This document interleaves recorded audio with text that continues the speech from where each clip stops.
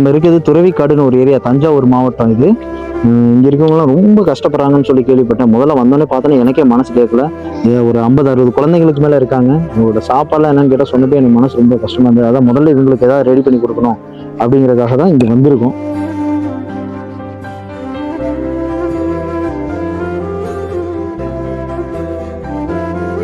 எல்லாரும் எப்படி இருக்கீங்க?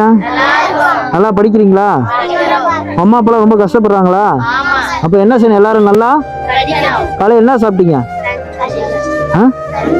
சொன்னார் உங்கள் ஊர் தலைவர் நாட்டாமி சொன்னார், இந்த மாதிரி குழந்தைங்க இந்த மாதிரி சாப்பாடு கஷ்டப்படுறாங்க. எல்லாருக்கும் இன்னைக்கு நான் வந்துட்டேன். வந்த அன்னைக்கு இவர் சொல்லவுமே எனக்கு மனசு கஷ்டமா இருக்கும் தான் நான் உங்க எல்லாருக்கும் சாப்பாடு இன்னைக்கு என்ன ஏற்பாடு பண்ணி தரேன். எல்லாம் நல்லா சாப்பிடுங்க வயிறார. அன்னைக்கு சர்க்கிள் போய் சாப்பிட்றீங்களா? அதே மாதிரி ஐயா இன்னைக்கு நம்மளுக்கு சாப்பாடு கொடுத்து வந்திருக்காரு. ஐயா நாங்க ஞாயிற்றுக்கிழமை அன்னைக்கு இந்த பிள்ளைங்க எல்லாமே சர்க்கிள் போய் சாப்பாடுவாங்க ஐயா. எந்த குழந்தையுமே இல்லாம இருக்காது. சர்க்கிள் போய் திருப்தியா சாப்பிட்டு வருவாங்க ஐயா. பரவாயில்ல, சரி அதான் இன்னைக்கு எல்லாரும் சாப்பிடலாம். சரியா? உன் பேர் என்னப்பா? சந்தியா. உன் பேரு? கண்மணி. கண்மணி. எத்தனை படிக்கிறீங்க? 7th. 8th. 8ஆ? காலையில் என்ன சாப்பிட்டீங்க? கஞ்சி. 3 நேரம் சாப்பிட்றீங்களா டெய்லியும்? ஏன்? எங்க அம்மா அப்பா கஷ்டப்படுறாங்க.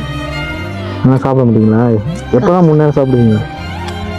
காசு இருந்தா எங்க அம்மா அப்பா ஏதாச்சும் வாங்கி தருவாங்க, அதை வச்சுதான் நாங்க.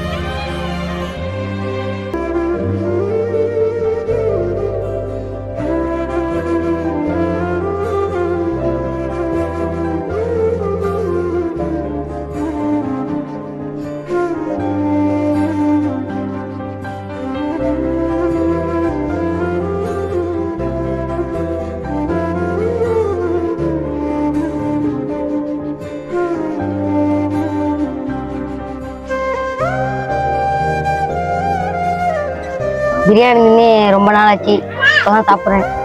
சூப்பராக இருக்கு.